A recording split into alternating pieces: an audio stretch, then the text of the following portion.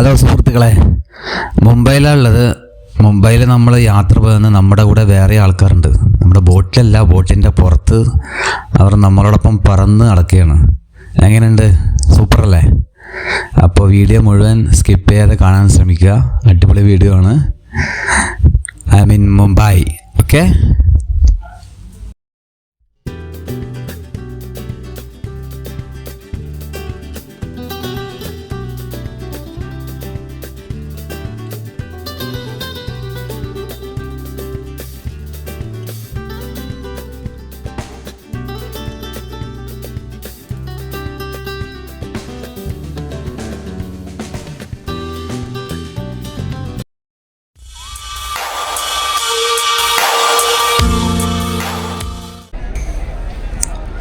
Hello സുഹൃത്തുക്കളെ, അപ്പോൾ Taj hotel gate way of ഇന്ത്യയുടെ അടുത്താണ് ഇപ്പോൾ ഉള്ളത്.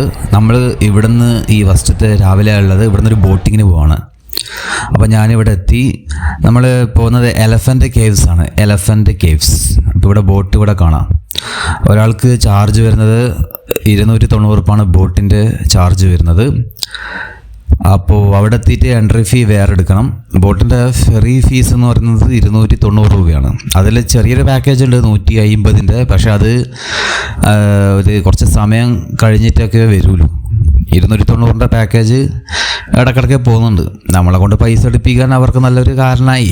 അതുകൊണ്ട് 290 ഞാൻ എടുത്തു. മിക്കവാറും എല്ലാ ആൾക്കാരും 290 ഫെറി റൈഡാണ് എടുക്കുന്നത്. അപ്പോൾ ദൂരെ കാണുന്നത് നമ്മുടെ ഗേറ്റ് വേ ഓഫ് ഇന്ത്യയും താജ് ഹോട്ടലൊക്കെയാണ്. ഇവിടെ കുറേ ബോട്ടുകൾ കാണാം ഞങ്ങൾക്ക്. അപ്പോൾ നമ്മളിന്ന് എലഫൻറ്റ് കേവ്സിലേക്കാണ് പോകുന്നത്. ഇവിടുന്ന് നമ്മൾ ബോട്ടിൽ പോവും. ഏകദേശം കുറച്ചൊരു 3/4 മണിക്കൂർ 1 മണിക്കൂറിൻ്റെ അടുത്ത് ബോട്ട് യാത്ര ഉണ്ട്. അങ്ങോട്ടേക്ക് പോകണം. ഏകദേശം ഒരു 3/4 മണിക്കൂർ 50 മിനിറ്റിൻ്റെ കൂടുതലുണ്ടെന്ന് തോന്നുന്നു. അവിടെ പോയിട്ട് അവിടുത്തെ ബാക്കി വിശേഷങ്ങളൊക്കെ കാണിച്ചു തരാം. ഓക്കെ.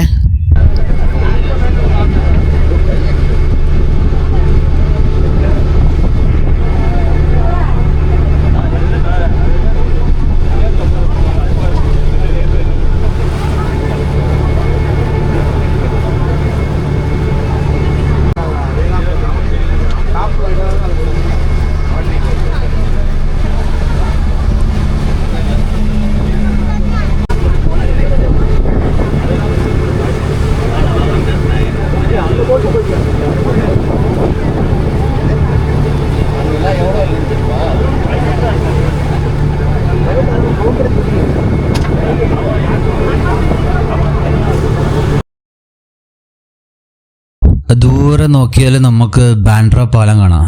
ബാൻഡ്രയിൽ പോകുന്ന വലിയ നമ്മുടെ പാലം ഉണ്ടല്ലോ, ബ്രിഡ്ജ് ഉണ്ട്. നമ്മുടെ എന്താ പറയുക, കേബിൾ സ്റ്റേഡ് ബ്രിഡ്ജ് എന്ന് പറയുന്നത്. അത് ദൂരെ കാണുന്നുണ്ടോ? കേബിൾ ബ്രിഡ്ജാണ് ബാൻഡ്ര പാലം. തിരിഞ്ഞ് നോക്കിയാൽ നമുക്ക് മുംബൈ നഗരം കാണാം. മുംബൈ. വാവ്. ആ ബോട്ടിൽ അത്യാവശ്യം കുറച്ച് ആൾക്കാരുണ്ട്. എല്ലാവരും ജാക്കറ്റൊക്കെ ഇടണം. എല്ലാവരും ഇവിടുന്ന് വീഡിയോയും ഫോട്ടോസൊക്കെ എടുക്കുന്നതാണ്. ബോട്ട് നിറയെ ആൾക്കാരുണ്ട്. ഇതാ വേറൊരു അതിഥി ഗസ്റ്റ് വന്നിട്ടുണ്ട്. ഇത് നമ്മൾ പ്രതീക്ഷിക്കാതെ വന്നൊരു ഗസ്റ്റുകളാണ്. ഇവരെല്ലാ ബോട്ടിൻ്റെ അടുത്ത സൈഡിലും ഉണ്ടാവും. ഇത് സീകൾ എന്ന് പറയുന്ന സംഭവം, അതായത് കടലക്കൊക്ക് അല്ല, കടലക്കാക്കയെന്നോ അല്ല, കടലക്കൊക്ക് എന്നോ നമുക്ക് വിളിക്കാം. കടൽക്കൊക്കാണിത്, ഒരു പ്രത്യേക കടൽക്കൊക്ക്. ഇത് കടലിൻ്റെ നടുക്ക് ഇവരിങ്ങനെ വെള്ളത്തിലിരിക്കുകയും ചെയ്യും. ഇവിടെ ഇപ്പം നമ്മൾ വിചാരിക്കും ഇവിടെ മരമൊന്നുമില്ലല്ലോ ഇതുങ്ങൾക്ക് പോയിരിക്കാൻ വേണ്ടി. ഇവർ ഇരിക്കുന്ന ഈ വെള്ളത്തിൽ തന്നെ അങ്ങനെ അവർ അടയിരിക്കുന്ന പോലെ ഇരിക്കും. ഇവിടെ നിന്ന് നമ്മൾ എന്തെങ്കിലും ഫുഡ് കൊടുക്കുമ്പോൾ നമ്മളെ ബോട്ടിന് ചുറ്റിപ്പറ്റി ഇങ്ങനെ വരും. എന്താ രസം എന്നറിയാം കാണാൻ. ഞാൻ ആക്ച്വലി ഇതിൻ്റെ വീഡിയോസൊക്കെ ഒരുപാട് എടുത്തിട്ടുണ്ടായിരുന്നു. വീഡിയോസും ഫോട്ടോസൊക്കെ നിങ്ങൾക്ക് കാണിച്ചു തരാൻ വേണ്ടി. ഇതാണ്ടോ നല്ല അടിപൊളിയായിട്ടില്ലേ? നമ്മൾ എന്തെങ്കിലും ഇത് ഭയങ്കര ഇവർ നല്ല ഫീൽഡിങ് ആണ് കേട്ടോ. നമ്മൾ ക്രിക്കറ്റിലൊക്കെ പറയുന്ന പോലെ നമ്മളൊരു ബിസ്ക്കറ്റ് ചിപ്സൊക്കെ എടുത്തു കൊടുത്താൽ ആ കൊക്കിനെ കൊണ്ട് നല്ല സ്പീഡിൽ തന്നെ അത് അവർ ക്യാച്ച് ചെയ്യും. അവിടെ അത് ക്യാച്ച് ചെയ്യുന്നുണ്ടോ? അത് ബിസ്ക്കറ്റ് ചിപ്സൊക്കെ കൊടുത്താൽ നമ്മുടെ ഈ കുറുകുറെ പോലത്തെ ചിപ്സും ലൈസ് പോലത്തെ സാധനങ്ങളൊക്കെ വലിച്ച് നമ്മൾ എറിഞ്ഞു കൊടുത്താൽ പോയി ഒറ്റയടിക്ക് പോയിട്ട് ക്യാച്ച് ചെയ്യും. അത് കാറ്റത്ത് പാറുന്നുണ്ടാവും, പക്ഷെ ഇവർക്കത് പ്രശ്നമില്ല. ആ സ്പീഡിൽ ക്യാച്ച് ചെയ്യാനുള്ള കഴിവ്, കൊക്കിനെ കൊണ്ട് ക്യാച്ച് ചെയ്യാനുള്ള കഴിവ് ഇവർക്കുണ്ട്. ഞാനത് കണ്ട് ഞെട്ടിപ്പോയിട്ടു. അല്ല കണ്ട, ഓരോന്ന് ബിസ്ക്കറ്റൊക്കെ ക്യാച്ച് ചെയ്യണം. ചില ബിസ്ക്കറ്റ് നിലത്ത് വീണാൽ അവിടെ പോയി തിന്നും. പക്ഷെ ഒട്ടുമിക്കവും ഈ കൊക്കിനെ കൊണ്ട് തന്നെ ക്യാച്ച് ചെയ്യുന്ന എന്നതാണ് കാര്യം. ഇവർ തമ്മിൽ നല്ല കോമ്പറ്റീഷനാണ്. ഒരു ബിസ്ക്കറ്റ് എറിഞ്ഞു കൊടുത്താൽ ഒരുപാട് പേര് വരും അത് തിന്നാൻ വേണ്ടി. നല്ല രസമുണ്ടല്ലോ കാണാൻ. ഇത് നാളെ ഫുള്ള് എക്സ്പീരിയൻസ് ചെയ്യേണ്ട ഒരു സംഭവമാണ്. നമ്മൾ എലഫൻ്റ് കേവ്സിലേക്ക് ബോട്ടിങ്ങിലേക്ക് പോകുമ്പോഴാണ് നമുക്ക് ഈ കാഴ്ചകളൊക്കെ കാണാൻ പറ്റുന്നത്. മുംബൈയിൽ വരുമ്പോൾ നമ്മൾ കാണേണ്ട ഒരു കാഴ്ചയാണ് എലഫൻ്റ് കേവ്സ്. ബോട്ടിങ്ങിന് കുറച്ച് ചാർജ് ഉണ്ട്, 290 രൂപ എന്ന് പറഞ്ഞാൽ കുറച്ച് അധികമായിട്ട് എനിക്ക് തോന്നി. കാരണം എന്ന് വെച്ചാൽ 150 ബോട്ടും ഉണ്ട്, പക്ഷെ ആൾ പറഞ്ഞു അത് കുറച്ച് സമയം എടുത്തിട്ട് വരുള്ളൂ, 1-2 മണിക്കൂറൊക്കെ കഴിഞ്ഞിട്ട് ഗ്യാപ്പിലാണ് വിടുക എന്നുള്ളത്. പക്ഷേ 290 ബോട്ടാണെങ്കിൽ ഇടക്കിടക്കേ ഉണ്ട്, 15 മിനിറ്റ് കൂടുമ്പോൾ എന്നൊക്കെയാണ് പറഞ്ഞത്. ശരിക്കൊരു ബിസിനസ് ട്രിക്കാണ്. ഇങ്ങനെയൊക്കെ പറഞ്ഞാൽ നമ്മൾ 290 ബോട്ടിങ് എടുക്കുമെന്ന് അവർക്കറിയാം, അല്ലാതെ വേറെ ഒന്നുമല്ല. മിക്കവാറും എല്ലാവരും 290 തന്നെയാണ് പോവുക. 150 ചാർജ് ആരും എടുക്കാറില്ല എന്ന് തോന്നുന്നു. എടുക്കുന്നുണ്ടോ എന്ന് അറിയില്ല, ചിലപ്പോൾ വളരെ കുറവ് ആരെങ്കിലും എടുക്കുന്നുണ്ടാവാം. സോ 290 പോയി. പിന്നെ അവിടെ നിന്ന് ചെറിയൊരു ചാർജേ ഉള്ളൂ. എലഫൻ്റ് കേവ്സിലേക്ക് എൻട്രി ഫീ ഒരു 40-50 രൂപയായിട്ടുള്ളൂ, 40 രൂപയായിട്ടുള്ളൂ എന്ന് തോന്നുന്നു, അത്രേ ഉള്ളൂ. അത് പ്രശ്നമില്ല. അപ്പോൾ മുംബൈയിലേക്ക് വരികയാണെങ്കിൽ എലഫൻ്റ് കേവ്സ് അല്ലേ, ഇപ്പോൾ എലഫൻ്റ് കേവ്സ് മലയാളത്തിൽ ആന ഗുഹ എന്ന് നമുക്ക് പറയാം, ആന ഗുഹ. അവിടെ പോയിട്ട് കുറച്ച് കാഴ്ചകളൊക്കെ കാണാനുണ്ട്. സോ മുംബൈയിലേക്ക് വരികയാണെങ്കിൽ നിങ്ങൾ തീർച്ചയായിട്ടും വരിക കേട്ടോ, എലഫൻ്റ് കേവ്സിലേക്കെല്ലാം പോവുക ബോട്ടിങ്ങിലേക്ക് കൂടി.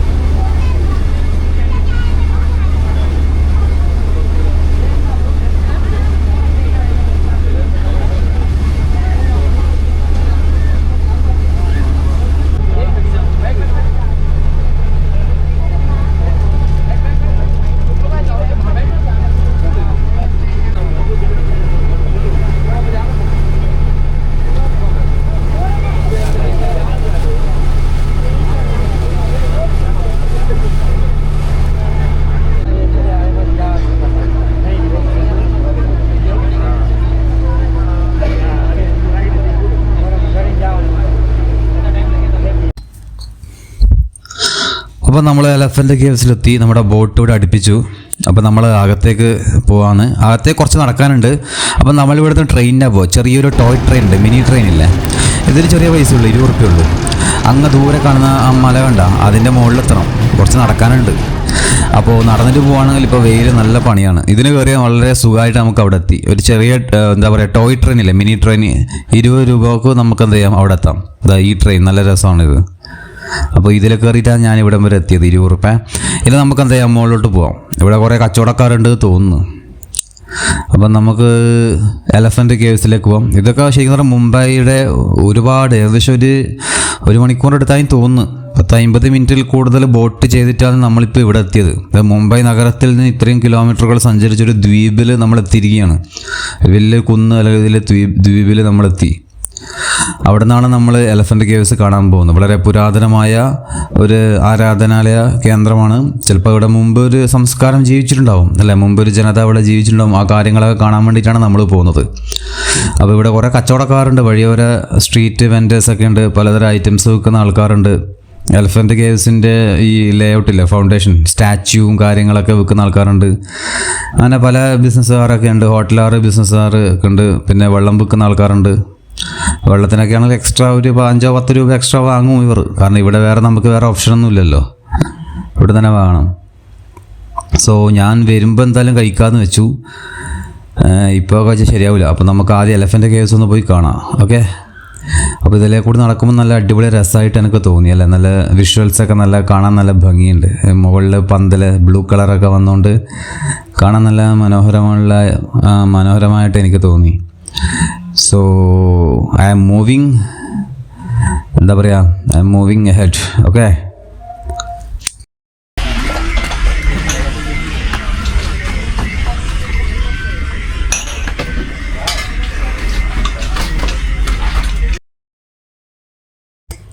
സോ നമ്മളിവിടെ എത്തി. Elephant caves world heritage monument ആണ് എലഫൻ്റ് കേവ്സ് എന്ന് പറഞ്ഞാൽ ലോക സംഘടനയുടെ പൈതൃകത്തിൽപ്പെട്ടതാണ്.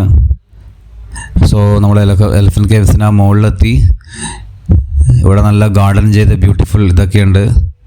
അവിടെ ടിക്കറ്റ് കൗണ്ടറുണ്ട്. ടിക്കറ്റ് കൗണ്ടർ എടുത്ത് ഞാൻ 40 രൂപ വരുന്നുള്ളൂ. ഇവിടെ നല്ല ഗാർഡൻ ചെയ്തിട്ടുണ്ട്. ഇത് ശരിക്കും കണ്ടോ, അവിടെ അതാണ് എലഫൻറ്റ് കേവ്സ്. അതായത് വലിയ മലയാണ്. ആ മലയുടെ ഭാഗമായിട്ടൊരു വലിയൊരു ഗുഹ അവിടെ നിർമ്മിച്ചു. ഒന്നുകിൽ ഉണ്ടാവാൻ ചാൻസ് ഇല്ല, ഉണ്ടാക്കിയതായിരിക്കാം. ഉണ്ടായി അവിടെ കുറേ ആൾക്കാർ താമസിച്ചു. അതിൻ്റെ ബാക്കി കാര്യങ്ങൾ കാണാൻ വേണ്ടിയിട്ടാണ് നമ്മൾ ഇന്ന് അവിടത്തേക്ക് പോകുന്നത്. ഓക്കെ,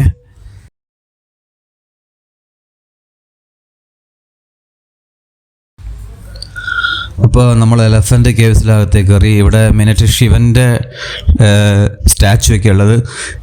ശിവ, അതുപോലെ മെയിനായിട്ട് ശിവൻ്റെ ആരാധനയാണ്. പിന്നെ ബുദ്ധമുണ്ട്, ബുദ്ധമതത്തിൻ്റെ ഇതുണ്ട്. അപ്പോൾ ശരിക്കും പറഞ്ഞാൽ വ്യത്യസ്തമായ ഇപ്പോൾ ശിവൻ, അതുപോലെ നടരാജ വിഗ്രഹം, അതുപോലെ യോഗി ജരൻ, അങ്ങനെയുള്ള പല വിഗ്രഹങ്ങളും ഇവിടെ കാണാൻ പറ്റും. 3-4 കേവ്സ് ഗുഹകളുണ്ട്. അതിൽ വ്യത്യസ്തമായ പല സ്റ്റാച്യുവും വിഗ്രഹങ്ങളും നമുക്ക് കാണാൻ പറ്റും. ഇതുണ്ട്, ഇത് നടരാജനാണെന്നാണ് പറയുന്നത്. നടരാജൻ, അതായത് ശിവൻ്റെ നൃത്തം, ഡാൻസ് ചെയ്യുന്ന ആ ഒരു സ്റ്റാച്ചു ആണത്, നടരാജ വിഗ്രഹം. ഇവിടെ ഉണ്ട്. ഇവിടെ കണ്ട ശിവൻ്റെ നടുക്ക് 3 തലയായിട്ട്, ഇത് ത്രിമൂർത്തിയാണ്. ശിവൻ്റെ ത്രിമൂർത്തി ഭാവം എന്നാണ് പറയപ്പെടുന്നത്. 3 മുഖങ്ങളോടുകൂടി ഇട്ടുള്ളതാണത്.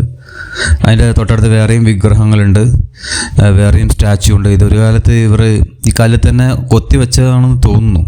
ഓൾറെഡി ഗുഹേൻ്റെ ഭാഗമായി ഈ കല്ലിൽ തന്നെ കൊത്തി വെച്ചതാണെന്ന് തോന്നുന്നു ചില വിഗ്രഹങ്ങളൊക്കെ. ഇവിടെ വേറൊരു ഇതേപോലെ 4 സ്റ്റാച്ചു അവിടെ വേറെ ഉണ്ട്. സോ ഇവിടെ ഭയങ്കര നല്ലൊരു എക്സ്പീരിയൻസ് ആണ്. പഴയ കാലത്തെ ആ ഒരു ഓർമ്മയിലേക്കാണ് നമ്മളെ കൊണ്ടുപോകുന്നത്. ഇതവിടെ ഗംഗാധരമൂർത്തി എന്ന പേരിൽ ഇവിടെ കണ്ട, ഇവിടെ ചില സ്റ്റാച്ചു ഒക്കെ പൊളിഞ്ഞു പോയിട്ടുണ്ട്.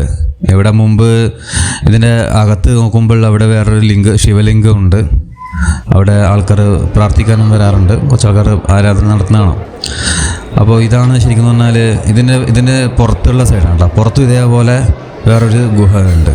ശരിക്കും ഇവിടെ ഹിന്ദു മതത്തിൻ്റെ ആരാധനയായിരുന്നു, അതേപോലെ തന്നെ ബുദ്ധമതവും ഉണ്ടായിരുന്നു പറയപ്പെടുന്നു. ബുദ്ധൻ്റെ സ്റ്റാച്യൂവും ഇവിടെ കണ്ടിട്ടുണ്ടായിരുന്നു. ഇതെന്താ അർത്ഥമാക്കുന്നതെന്ന് നമുക്ക് മനസ്സിലാവുന്നില്ല എനിക്ക്. കാരണം ഇതിനും ഓരോ അർത്ഥമുണ്ട്. ഇപ്പം നടരാജ ശിവൻ നൃത്തം ചെയ്യുന്ന പോലെ വേറെയും ഭാവങ്ങൾ വേറെ ഉണ്ട്. അതിൻ്റെ ഇത് അവിടെയൊക്കെ കൊത്തി വെച്ചിട്ട് ഉള്ളതാണ്.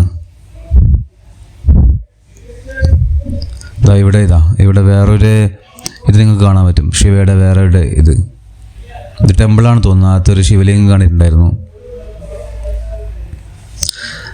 സോ ഇവിടെ വർഷങ്ങൾക്ക് മുമ്പ് ശരിക്കും പറഞ്ഞാൽ ഒരു ഹിന്ദു ആരാധന കേന്ദ്രമായിരുന്നു. പിന്നെ പോർച്ചുഗീസുകാർ വന്നു. പോർച്ചുഗീസുകാർ ഇവിടെ ഒരു താവളം ഉണ്ടാക്കി. പിന്നെ ബ്രിട്ടീഷുകാർ വന്നു. പിന്നെ വേറെ അധിനിവേശം ഉണ്ടായെന്ന് പറയുന്നുണ്ടായിരുന്നു. അധിനിവേശത്തെ സമയത്തായിരുന്നു ഇവിടെ പല വിഗ്രഹങ്ങൾക്കും കേടുപാടുകൾ സംഭവിച്ചത്, പല നാശനഷ്ടങ്ങളും സംഭവിച്ചിട്ടുണ്ടായിരുന്നു. പിന്നെ ഇവിടെ എലഫൻറ്റിൻ്റെ ഒരു സ്റ്റാച്ചു ഉണ്ടായിരുന്നു, എലഫൻറ്റ് പ്രതിമ. ഒരു ആനയുടെ വലിയൊരു ആന, കല്ല് കൊണ്ടുണ്ടാക്കിയ ആനക്കല്ല് അല്ലെങ്കിൽ കല്ലാന എന്നായിരുന്നു അതിനെ വിളിച്ചത്, ആനക്കല്ല്. അതിനെ ബ്രിട്ടീഷുകാർ ഇംഗ്ലണ്ടിലേക്ക് കൊണ്ടുപോകാൻ ശ്രമിച്ചപ്പോൾ അതിന് കേടുപാട് പറ്റി, അത് തകർന്നു പോയി. പിന്നെ അത് അവിടുന്ന് റിപ്പയർ ചെയ്ത് ഇപ്പോൾ അത് മുംബൈയിലെ ഒരു മ്യൂസിയത്തിലുണ്ടത്, ആനക്കല്ല്.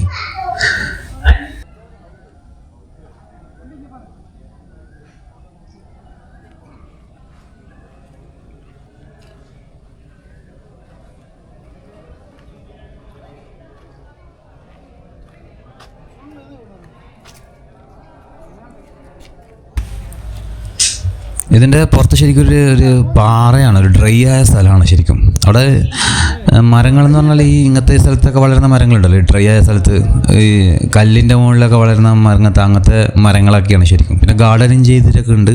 അവിടെയാണ് ഈ ഗുഹ ഉള്ളത്. വളരെ ഒരു അത്ഭുതം തന്നെ ശരിക്കും. വലിയൊരു പാറേൻ്റെ ഉള്ളിൽ ഈ ഗുഹ ഇങ്ങനെ എങ്ങനെയാണ് ഇത് ആക്കിയെന്നൊരു ഐഡിയ എനിക്ക് കിട്ടുന്നില്ല അല്ലേ.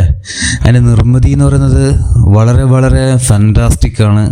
ഇറ്റ്സ് വെരി എക്സൈറ്റ്മെൻ്റ് ആണത്, അമേസിങ് എന്ന് നമുക്ക് പറയാം.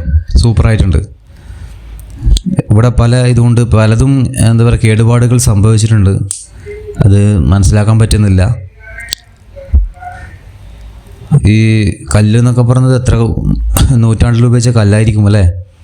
എൻ്റെ അത് വളരെ പഴക്കമുള്ളതായിരിക്കും. അന്ന് അത്രയും സ്ട്രോങ് ആയി ചെയ്തായിരിക്കും. എന്താണ് ഇവിടെ സിംഹത്തിൻ്റെ ആണെന്ന് തോന്നുന്നു. സിംഹത്തിൻ്റെ ആണെന്ന് സ്റ്റാച്ചു ഉണ്ട്. അകത്ത് ഒരു ടെമ്പിളാണെന്ന് തോന്നുന്നു. അത് നമുക്ക് കാണാൻ പറ്റും. പിന്നെ ഇവിടെയൊക്കെ സ്റ്റാച്ചു ഉണ്ട്, വിഗ്രഹം ഉണ്ടായിരുന്നു. അത് പലതും കേടുപാടുകൾ സംഭവിച്ചിട്ടുണ്ട്. ഇവിടെ ഒരുപാട് പേര് വരുന്നുണ്ട് കേട്ടോ. ഇവിടെ നല്ല തിരക്കുകളിലാണ്. ഇന്ത്യൻസ്, ഫോറിനേഴ്സൊക്കെ ഒരുപാട് പേര് ഇവിടെ വരുന്നുണ്ട്. ഇതിനകത്ത് വേറൊരു ചെറിയ റൂം പോലെ ഉണ്ട്. ഇവിടെ ഒരുപാട് ചുമരിൽ വേറെ ഒരുപാട് സ്റ്റാച്ചു നമുക്ക് കാണാൻ പറ്റും. ഇതിന് ഒരു മീനിങ് ഉണ്ട്, ഒരു അർത്ഥമുണ്ട് ശരിക്കും പറഞ്ഞാൽ. ഇങ്ങനെയുള്ള ഈ ചുമർ ചിത്രങ്ങളുണ്ടല്ലോ, ചുമർ ചിത്രങ്ങൾ അല്ലെങ്കിൽ ഇങ്ങനത്തെ ഈ കൊത്തുപണികൾ, അത് നമുക്ക് മനസ്സിലാക്കാൻ പറ്റണം. അത് പഴയ കാലത്തെ ചരിത്രത്തിലേക്കാണ് നമ്മളെ കൊണ്ടുപോകുന്നത്. അത് ശരിക്കും മനസ്സിലാക്കാൻ പഠിച്ചിട്ടുള്ളവർക്ക് അത് മനസ്സിലാക്കാൻ പറ്റും. ഇത് ഇങ്ങനെയൊക്കെയാണ്. അതിൽ ഓരോ ഹിന്റുകൾ, നമ്മൾ ഹിൻഡ് എന്ന് പറയുന്നില്ല, പോയിൻറ്റ്സ്, ഓരോ ഹിൻറ്റുകൾ, ക്ലൂകൾ വെച്ചിട്ടുണ്ടോ. ആ ക്ലൂകളൊക്കെ മനസ്സിലാക്കി കോർത്തിണക്കിയാണ് നമ്മൾ മനസ്സിലാക്കുന്നത്, ചരിത്രത്തിലെ കാര്യങ്ങളൊക്കെ മനസ്സിലാക്കുന്നത്. അപ്പോൾ അത് ഇതിലെ ചരിത്ര ഗവേഷകന്മാർക്ക് അതിൽ എക്സ്പേർട്ടായിരിക്കും. അവർ അതിനെപ്പറ്റി പഠിച്ചിട്ടുണ്ടാവും. നമ്മൾ സാധാരണ ആൾക്കാർക്ക് അത് കണ്ടാൽ പെട്ടെന്ന് മനസ്സിലാവണമെന്നില്ല. ഒരു ഫോട്ടോ കണ്ടാൽ അവർ അത് മാത്രമേ മനസ്സിലാക്കുള്ളൂ. പക്ഷെ അതിലെ ആ ഒരു വലിയൊരു പെയിൻറ്റിങ്ങിൽ ഒരുപാട് കാര്യങ്ങൾ എടുത്താൽ, സൂക്ഷിച്ച് നോക്കിയാൽ ഒരുപാട് കാര്യങ്ങൾ നമുക്ക് അതിൽ നിന്ന് പഠിക്കാനുണ്ട്. അപ്പോൾ ഞാനിവിടെ ഇങ്ങനെ കുറേ ഫോട്ടോസും വീഡിയോസും കൊടുത്തു.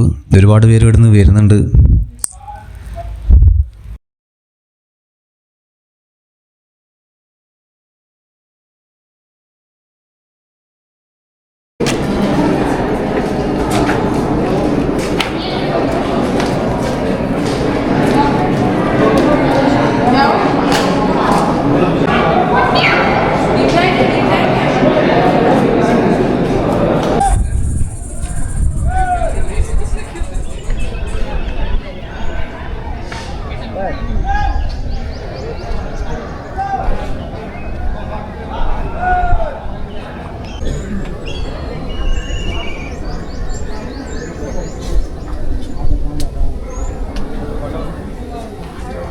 બાળીઓ ઇતિહાસની ખબર તો પડે.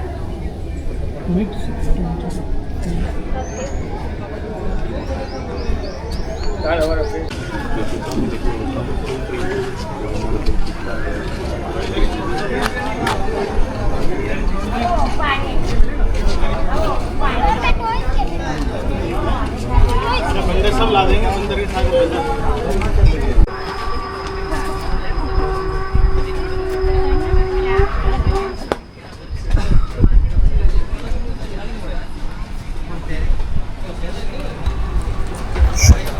അപ്പോൾ ഞാൻ ഇറങ്ങിയാണ്, താഴോട്ട് ഇറങ്ങിയാണ്. ഇപ്പോൾ നേരെ ഉച്ച കഴിഞ്ഞു, നല്ല വിശപ്പുണ്ട്.